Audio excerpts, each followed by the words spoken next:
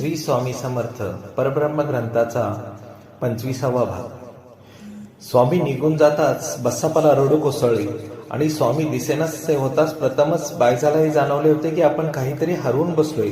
क्षणात बायजाची मनस्थिती कातर झाली होती।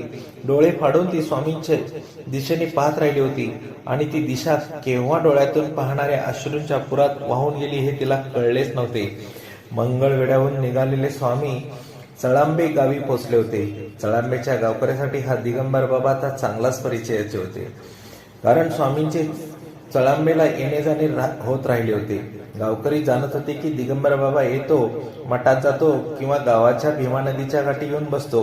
काही वेळेला तर लहान मुलांसोबत खेळतही असतो। त्यामुळे काही गावकऱ्यांमध्ये सुद्धा स्वामी थट्टेचा विषय झाला होता।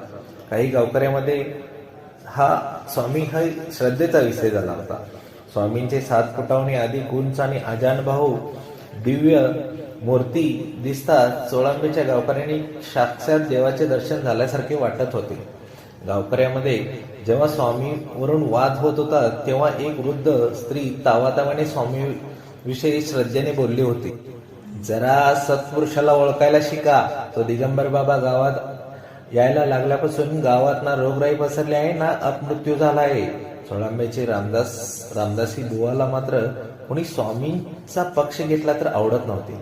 त्या वृद्ध स्त्रीला अडवती हेटाळणीच्या सुरात तो म्हणाला, मावशे, किती कौतिक करतीस त्या दिगंबर बाबाचे।